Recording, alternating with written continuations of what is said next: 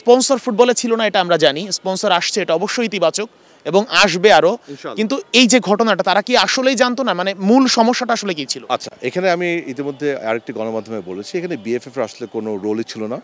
এবং আপনি দেখেন ওই কনসার্ন গ্রুপ থেকে কিন্তু ওদের বাংলাদেশের যে অফিসিয়াল ডিস্ট্রিবিউটর তারা কিন্তু তার দুদিন পরে একটি বিবৃতি তারাই দিয়েছে।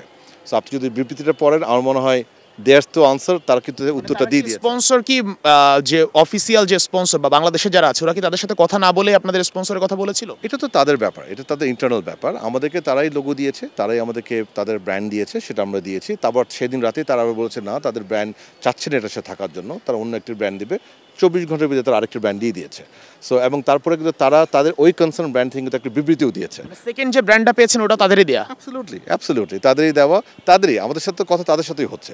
সো আমি এই জন্য আবারও বলতে যাচ্ছি এগেইন, মানে একটা সুযোগ দিতে চেয়েছিল আমাদের ওয়েলবিশাররা, ব্যাড লাক ফর দ্যাম। 24 ঘন্টা আরেকটা ব্র্যান্ড এসে গিয়েছে এবং তারা থাকবে ইনশাল্লাহ।